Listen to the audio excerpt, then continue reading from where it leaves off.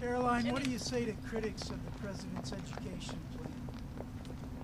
Where was their criticism of our nation's failing test scores for the last several decades? The Department of Education was founded in the 1970s, and since then we have spent more than $3 trillion at this federal bureaucracy.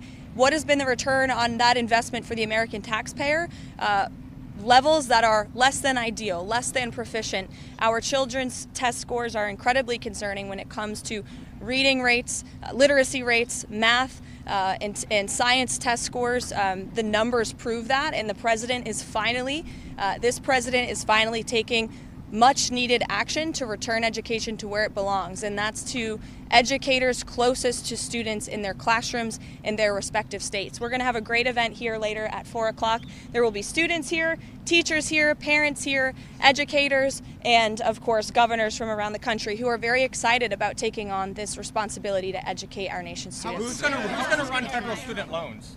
So the Department of Education will be much smaller than it is today. As you know, the President's executive order directed Linda McMahon to greatly minimize the agency. So when it comes to student loans and Pell Grants, those will still be run out of the Department of Education, but we don't need to be spending more than $3 trillion over the course of a few decades on a department that's clearly failing in its initial intention to educate our students. So is the federal government going to be spending less? Much smaller than it is. Is it not going to be shut down completely? And then I have a second question.